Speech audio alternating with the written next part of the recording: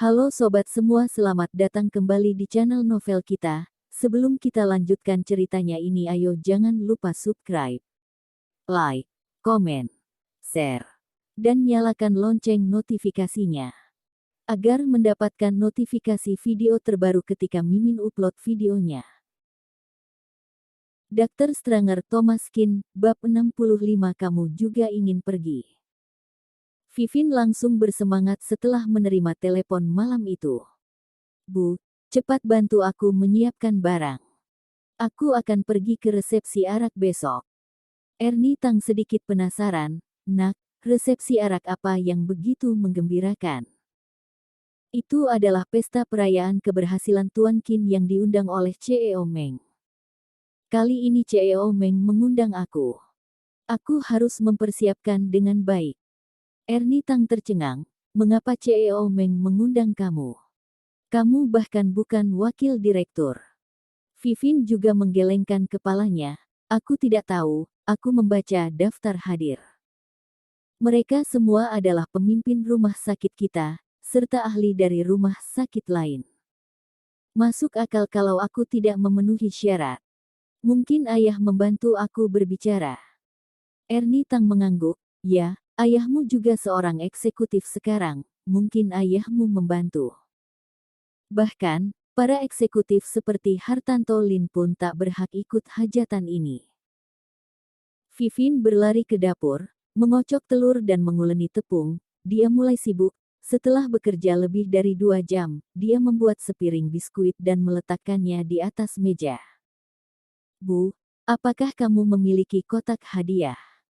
Biskuit yang aku buat untuk Tuan Qin perlu dibungkus.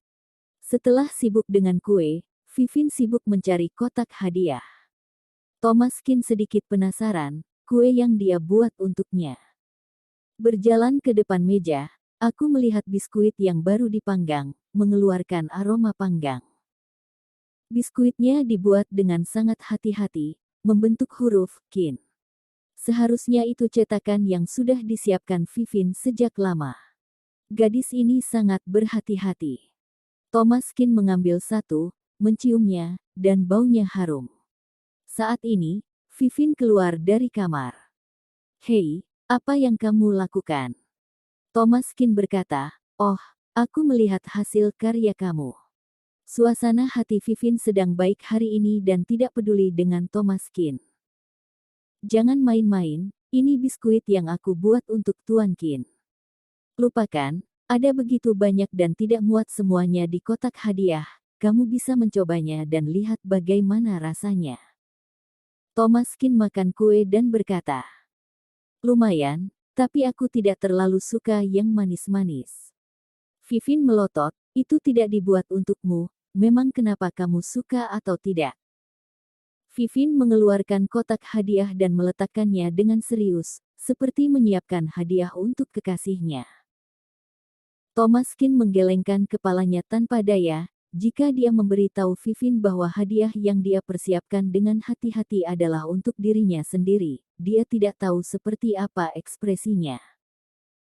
Ketika Thomas Qin bangun keesokan paginya, Vivin sudah berdandan, Vivin yang berpakaian rapi persis wanita cantik perkotaan. Thomas Qin juga menerima telepon, mengatakan bahwa Weston Meng mengirim seseorang untuk menjemputnya. Thomas Qin bertanya, apakah kamu akan pergi dengan aku atau sendirian? Vivin mengerutkan kening, kamu ingin pergi juga? Thomas Qin tersenyum, tentu saja. Jika dia tidak pergi, untuk siapa pesta anggur ini? Vivin berkata, kali ini pesta koktail yang diadakan oleh CEO Meng, semua partisipan adalah pakar dunia medis. Aku hanya menerima surat undangan dan aku tidak bisa membawa kamu ke sana. Thomas Qin terkejut, kamu salah paham, aku tidak perlu kamu mengajak aku masuk. Aku tidak perlu membawa kamu masuk. Bagaimana kamu bisa masuk? Menyusup. Vivin sedikit marah.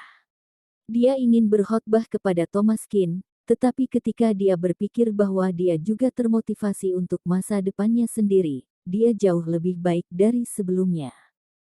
Mungkin dia tersentuh oleh perubahan baru-baru ini dalam keluarganya. Lupakan, Lakukan apapun yang kamu mau. Jika kamu tidak bisa menyelinap masuk, maka lupakan saja. Jika kamu memang berhasil menyelinap masuk, kamu harus bertindak dengan rendah hati. Jangan pamer.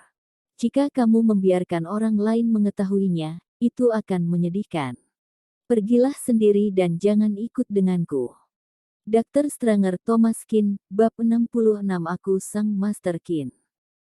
Vivin takut Thomas Kin akan melakukan sesuatu yang melibatkan dirinya. Hari ini adalah kesempatan yang baik untuk bertemu Tuan Kin. Jika dirusak Thomas Kin, dia pasti sangat marah. Terserah Thomas Kin mau ribet seperti apa, dia tidak akan repot-repot mengurusnya.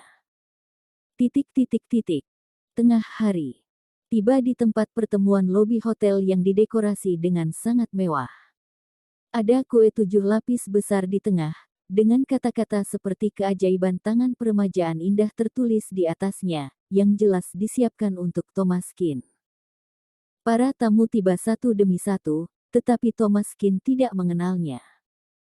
Faktanya, meskipun dokter yang berada di ruang operasi hari itu, Thomas Kin mungkin tidak dapat mengenalinya, semua memakai masker di ruang operasi sehingga tidak dapat mengingat seperti apa wajahnya. Ada urusan di perusahaan sehingga Weston Meng belum datang dan waktunya belum tiba, Thomas Kin hanya berkeliaran di lokasi. Ketika seorang ibu muda menuntun putrinya, gadis kecil itu menatap kue tinggi itu dan berkata, "Bu, aku ingin makan kue." Wanita itu mengerutkan kening, "Tidak, ini adalah kue untuk Tuan Kin. Bahkan ibu tidak bisa memotong kamu. Kamu harus menunggu nanti baru bisa makan." "Bu, aku ingin makan." Gadis kecil itu berlinang air mata dan menyedihkan. Thomas Kin tersenyum saat melihat ini. "Tidak perlu banyak aturan, kue memang untuk anak-anak, aku ambilkan sepotong untuk kamu." Dengan itu, Thomas Kin langsung mengeluarkan pisau dan memotong sepotong kue. Pada saat ini, tiba-tiba ada seruan di belakangnya. "Thomas Kin, apa yang kamu lakukan?" Menoleh ke belakang, terlihat Vivin mengenakan gaun malam, berdiri di belakang Thomas Kin, melotot. "Oh, aku memotong sepotong kue untuk anak itu." Vivin sangat marah, "Apa kamu gila? Apa benda ini bisa kamu sentuh? Hari ini adalah pesta perayaan Tuan Kin. Kue ini disiapkan untuk Tuan Kin. Sebelum orang tiba, kamu sudah memotong kue itu. Siapa yang memberimu keberanian?" Thomas Kin mengerutkan kening, "Ini hanya kue, tidak ada yang peduli, lagi pula aku sudah bilang, aku tidak suka makan yang manis."